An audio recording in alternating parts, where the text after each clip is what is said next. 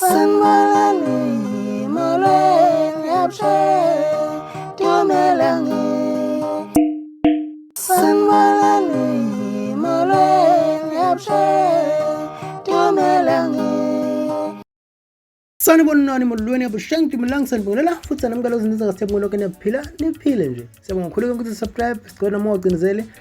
ukuze uqala nxa uthola ama video amabe posta siyabonga futhi futhi sibuyile futhi siphele ezinye sithi impela ake sikhuphuke nazo ngalesikhathi lapho ngempela siphethe khona udouble channel ngempela phana usigwebo sentambo kusho into yenzele ukuthi ngempela usigwebo sentambo ukwagijima na ngempela phana ivideo yakhe le akade ukhuluma kuyona mhlawumbe uzobona lapha escreenini futhi ngizoyifaka la ku description ngezansi ukwazi ukubona ukuthi sithini ngalolu double log kusho into yenzele ukuthi usigwebo sentambo wakhuluma ngempela phana wathi abomaskandi abazi lutho bazi nje ukheqisa amasende noma into efuzeleyo enje kodwa khona bazi nje ugqoka ubrand uDope indawo wasekhuluma nawunye futhi ngaphezulu kodwa manje usephinde wabuya futhi efakanye futhi ivideo ethi ke manje yena ufuna yonke into la khona vela khona futhi ugqoka ubrand uJimpela ukuthi ugqokile wasekhuluma ngaphezulu amanye amagama athi ukuthi umfana aqhamuke seclean bengazi ukuthi kodwa kahle yena ayinelo mabani nayo le video lakhe la ifaka khona usigwebo sentambo ibuya kanje na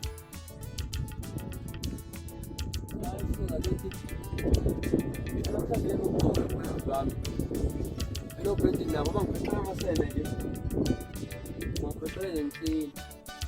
Aqhamuka usumfana sokuhleli singakwathi ayilelo mabani. Washelo mabani. Anginawo Brendan na. Nginabo 12. Ngizanyakazisa.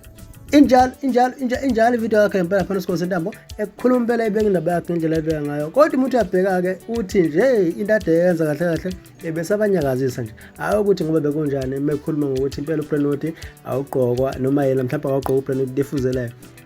ake nje usho uvula khona phansi comment section usho ucabanga ngalo video lena kanye nodaba namhlanje lolonke nje naye usigwebo sentambo bese ubothina nawe sidibana okuzayo.